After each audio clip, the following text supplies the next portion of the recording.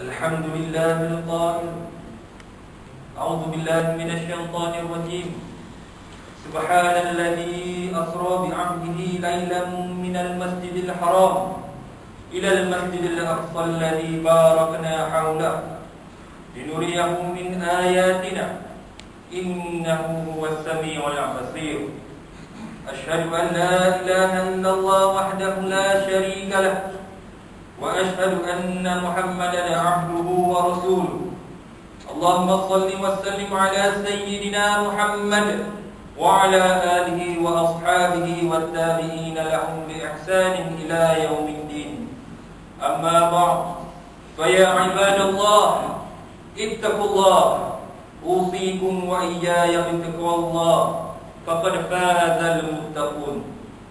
Sidang Jumat yang dirahmati Allah, marilah kita sama-sama tingkatkan ketakwaan kepada Allah Subhanahu wa taala dengan melaksanakan segala perintahnya dan menjauhi segala larangannya.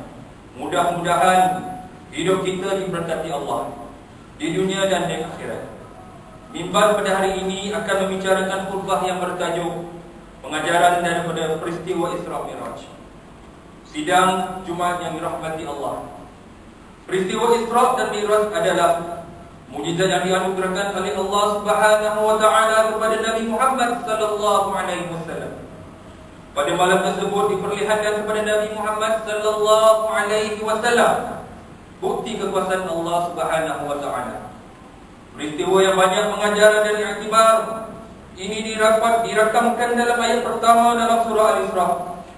Firman Allah Subhanahu wa ta'ala, Subhanalladzi asra bi'abdihi laylan minal masjidil haram ilal masjidil aqsa alladzi barakna hawlahu linuriyahu min ayatina innahu huwas samiul basir. Sadaqallahul azim. Maksudnya, Maha suci Allah yang telah memperjalankan hamba-Nya pada suatu malam dari Masjidil Haram ke Masjidil Aqsa, yang telah kami berkati sekelilingnya, agar kami memperlihatkan kepadanya sebahagian daripada tanda-tanda kekuasaan kami. Sesungguhnya Dia Maha mendengar lagi Maha melihat. Manakala peristiwa Mi'raj pula telah dikisahkan oleh Allah Subhanahu wa taala dalam surah An-Najm, antaranya ayat 13 dan 14. A'udzubillahi minasyaitonir rajim. Walaqad ra'ahu nazlatan ukhra inda sidratil muntaha. Sadaqallahul azim. Maksudnya, dan dia sesungguhnya Nabi Muhammad telah melihat malaikat Jibril dalam bentuk rupanya yang asal sekali lagi di sisi sidratul muntaha, yakni langit tertinggi. Sidang Jumat yang diberkati Allah Subhanahu wa taala, antara hikmah Allah Subhanahu wa taala memperjalankan Nabi Muhammad sallallahu alaihi wasallam melalui peristiwa ini sebagai ketenangan jiwa setelah baginda mengalami pelbagai halangan dan rintangan dalam perjuangan dakwah tersebut, termasuk kehilangan dua orang yang tersayang, yaitu isteri dan bapa saudaranya sendiri. Allah Subhanahu wa taala juga menunjukkan kebesarannya di samping menguatkan keimanan dan keyakinan Nabi Muhammad sallallahu alaihi wasallam terhadap segala janji kemenangan Islam. Peristiwa ini juga menunjukkan kedudukan tertinggi baginda Muhammad sallallahu alaihi wasallam apabila dimi'rajkan sehingga bertemu Allah Subhanahu wa taala sebagai penghormatan di samping untuk menerima perintah yang agung. Sidang Jumat yang dirahmati Allah, antara peristiwa penting yang berlaku dalam peristiwa Mi'raj ialah perintah salat secara khusus. Kisah ini diceritakan dalam sebuah hadis sahih yang diriwayatkan oleh Sayyidina Anas bin Malik. Pada mulanya baginda diwajibkan untuk salat 50 kali sehari semalam. Namun apabila baginda bertemu Nabi Musa alaihi salam, baginda dinasihatkan agar memohon kepada Allah untuk dikurangkan perintah salat itu sehinggalah akhirnya berbaki 5 kali salat sehari semalam. Walaupun begitu, Nabi Musa terus menasihati baginda Muhammad sallallahu alaihi wasallam supaya meminta dikurangkan lagi dengan berkata di dalam riwayat Imam Al-Bukhari yang bermaksud Nabi Musa berkata, sesungguhnya umatmu tidak akan mampu untuk melakukan 5 kali salat setiap hari. Aku telah mencubanya pada orang sebelum kamu, dan aku telah cuba bersungguh-sungguh untuk melakukannya pada Bani Israel. Kembalilah kepada Allah dan mintalah keringanan daripadanya untuk umatmu. Nabi Muhammad sallallahu alaihi wasallam bersabda, aku telah meminta sehingga aku menjadi malu untuk meminta lagi. Akan tetapi aku redha dan aku berserah. Apabila aku berlalu, ada suara yang menyeru, aku telah menjalankan kewajipanku dan aku telah kurangkan bebanan hamba. Sidang Jumaat yang dirahmati Allah, di antara mesej pengajaran yang boleh kita renungi daripada peristiwa Isra dan Mi'raj, yang pertama, restu ibu bapa sangat penting agar hidup diberkati dan diredai Allah Subhanahu wa taala. Hal ini dapat kita pelajari menerusi peristiwa Mi'raj Nabi Muhammad sallallahu alaihi wasallam di langit pertama. Baginda bertemu Nabi Adam alaihi salam sebagai bapa seluruh umat manusia.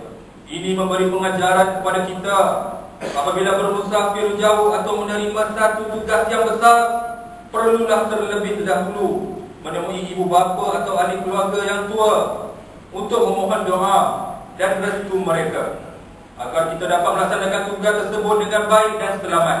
Kedua, pentingnya melakukan kerujukan dan perundingan, mendengar nasihat-nasihat orang yang lebih tua dan lebih pengalaman apabila menerima sesuatu tugas seperti yang dilakukan oleh Rasulullah sallallahu alaihi wasallam dalam pertemuan dengan Nabi Musa, berpandukan hadis yang dipetik tadi. Pertemuan melibatkan dua rasul ini mendidik kita tentang kepentingan menguasai seni perundingan, atau kita panggil dalam bahasa Inggeris art of negotiation. Ketiga, apabila menerima sesuatu tugas berat, janganlah gopoh melaksanakan. Timbangkan dan fikirkan, dapatkan nasihat daripada dan pandangan supaya tidak membebankan pengikut akibat daripada keputusan pemimpin yang dibuat secara terburu-buru. Sabda Nabi Muhammad sallallahu alaihi wasallam, al-anatu minallah wal ajlatu minasyaitan, yang bermaksud ketenangan itu daripada Allah dan terburu-buru itu daripada syaitan. Yang keempat, sabar adalah satu sifat yang sangat dituntut. Kesabaran Rasulullah sallallahu alaihi wasallam berulang-alik memohon dikurangkan bilangan salat sehingga Allah Subhanahu wa taala mengurangi bilangan salat sehari semalam daripada 50 kali kepada 5 kali. Pengajarannya adalah sifat sabar dituntut untuk mencapai sesuatu yang dihajati. Firman Allah Subhanahu wa taala dalam surah Al-Baqarah ayat 153. A'udzubillahi minasyaitonir rajim. Ya ayyuhalladzina amanu ista'inu bis-sabri was-salah. Innallaha ma'as-sabirin. Sadaqallahul azim, yang bermaksud, wahai sekalian orang-orang yang beriman, mintalah pertolongan untuk menghadapi susah payah dalam menyempurnakan sesuatu perintah Tuhan dengan bersabar dan dengan mengerjakan solat, kerana sesungguhnya Allah bersama orang-orang yang sabar.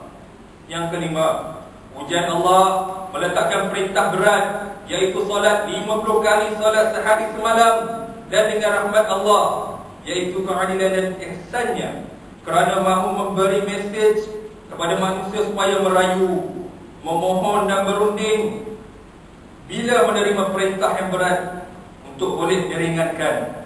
Juga mesej kepada pihak atasan agar bersifat adil dan ihsan ketika mengeluarkan sesuatu perintah.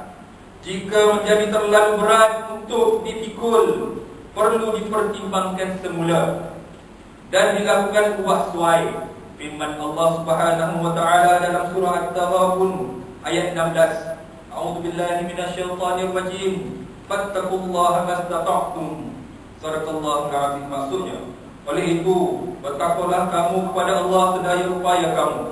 Yang keenam, jangan bersifat oportunis, atau kita panggil sebagai mengambil kesempatan terhadap sesuatu kebaikan, kerana setelah dikurangkan daripada 50 kali solat kepada 5 kali, salat sehari semalam. Rasulullah sallallahu alaihi wasallam berhenti di situ kerana sifat malu yang menghiasi peribadi Rasulullah sallallahu alaihi wasallam, sebagaimana yang dikisahkan di dalam hadis berkenaan Nabi Muhammad sallallahu alaihi wasallam menerima perintah salat walaupun masih dinasihatkan oleh Nabi Musa untuk meminta kepada Allah Subhanahu wa taala dikurangkan lagi.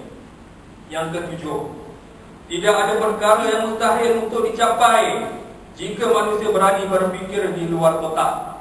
Di samping itu, manusia adalah sentiasa berserah diri dan yakin dengan kehendak Allah kepada hamba-Nya, sebagaimana firman Allah Subhanahu wa taala dalam surah Yasin ayat 82. A'udzubillahi minasyaitonir rajim. Innama amruhu idza arada syai'an ay yaqula lahu kun fayakun. Maksudnya, sesungguhnya keadaan kekuasaannya apabila ia menghendaki adanya sesuatu, hanyalah ia berfirman kepada hakikat benda itu, jadilah engkau, maka ia terus menjadi.